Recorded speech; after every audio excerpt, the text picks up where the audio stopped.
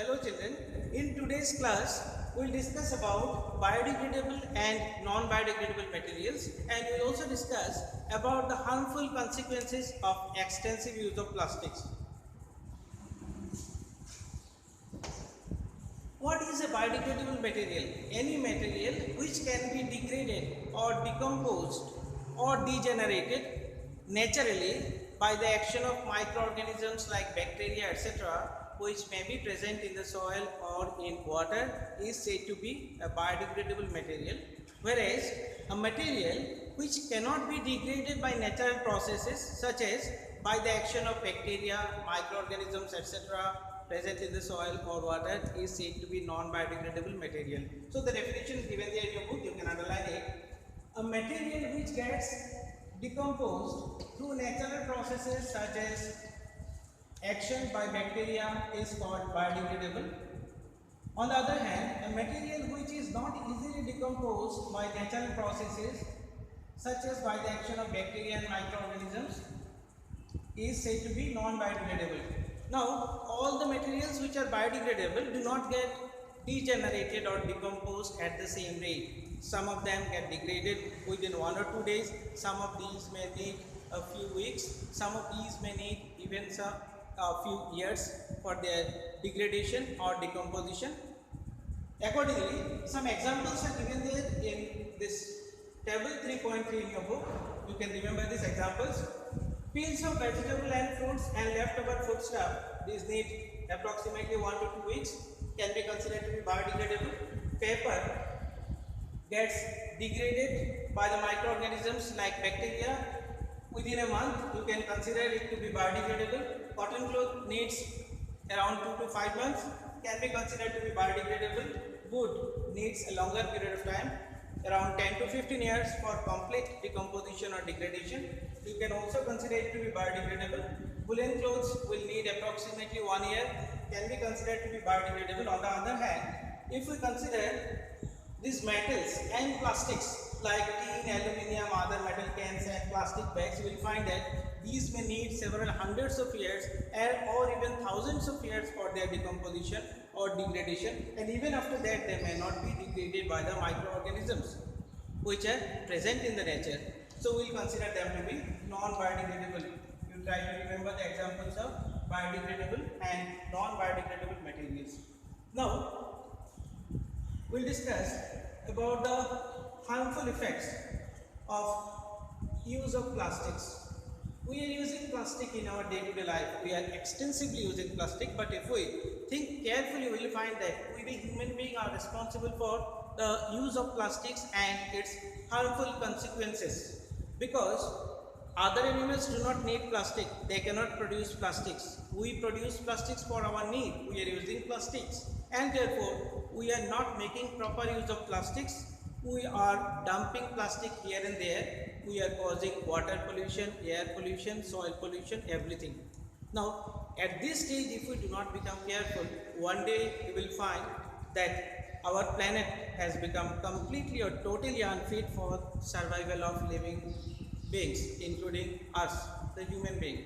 So we should be very careful and we should be using plastic wisely so that we can keep the environmental pollution due to the use of plastic at minimum level. Let us see how this can be done. Now, why the use of plastics is not friendly to our environment? We'll discuss about this now. The main reason why plastic is not environment friendly is that plastic is non-biodegradable. Plastics are mostly non-biodegradable, and when we use plastics, it pollutes the environment this way or that way. It causes various types of pollution like air pollution, water pollution, soil pollution, etc.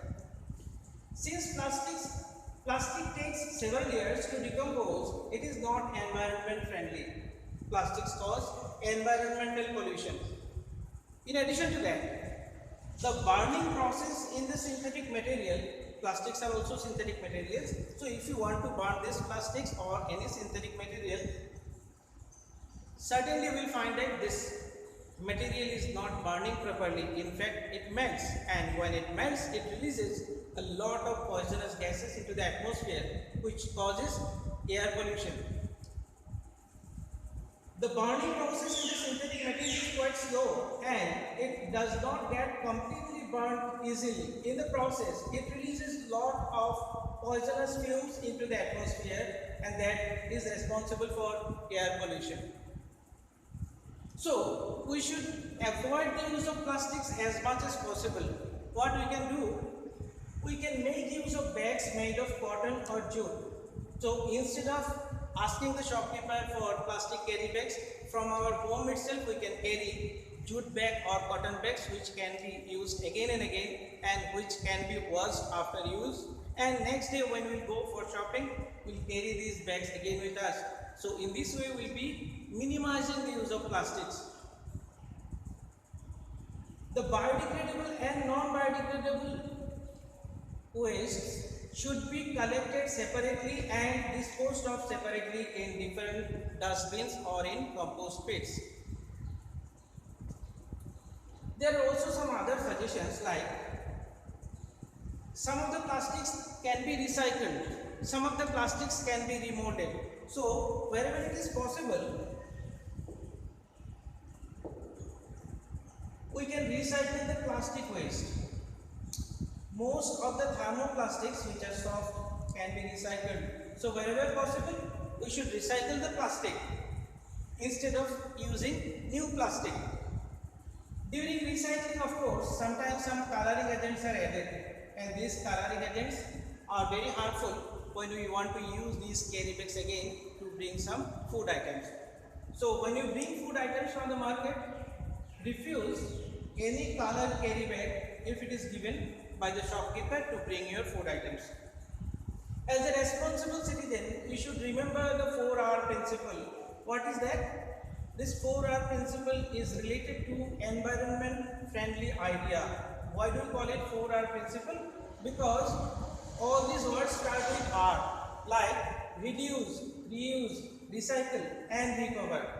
So when we remember the principle, having 4 words, each starting with R, then we can minimize the pollution caused by the use of plastics in our surroundings.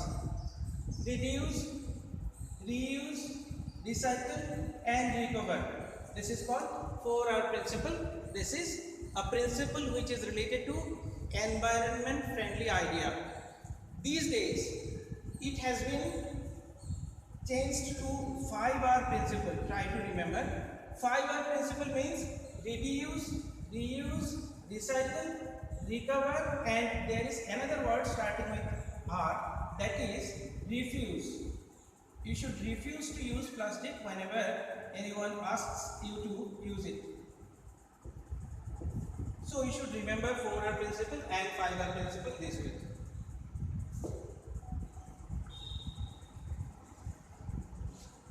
Here is something which happens in reality is given there. Sometimes you find that some herbivorous animals which eat grass, they sometimes, like cows and buffaloes, in the process of eating the grass, sometimes they eat up the plastics which are available in the garbage. They do not know the harmful consequences of swallowing those plastic items. So when they try to swallow those plastic items, then what happens? Sometimes these plastic carry bags choke their respiratory system and they die. Sometimes the plastics, they can swallow the plastics go inside their body, it gets deposited within their stomach, and finally it causes lining inside the stomach, and ultimately the animal dies. So we should be careful, we should not allow those herbivorous animals to graze near the landfills which are having lots of plastic carry bags in them. After this, the polybags carelessly thrown here and there, we throw polybags carelessly here and there. These are also responsible for clogging the drains. Sometimes we become very careless and we throw the wrappers of chips, biscuits and other eatables everywhere on the road, in water, in parks or in picnic places. So next time when you go for outing, for enjoyment somewhere, for a picnic or you are traveling somewhere using your own car or by using public vehicle, We should be careful. We should not litter the place by throwing plastic here and there. We should understand our responsibilities because we all of us have some duties or contributions towards our country, towards our planet, and we want to be responsible and aware citizens. Fiber wise means those who want to use plastics and synthetic materials wisely, they should remember they should not throw plastic bags in water bodies or on the road. Instead of asking for carry bags from the shopkeeper, they should take a cotton carry bag or a jute bag while they go for shopping. They should try to minimize the use of plastic. So for example, if you are using a plastic lunch box, instead of that, you can prefer to bring a stainless steel lunch box. In this way, you can contribute for the betterment of your planet, contribute for the betterment of your surrounding, and contribute for the betterment of humankind. Thank you, children.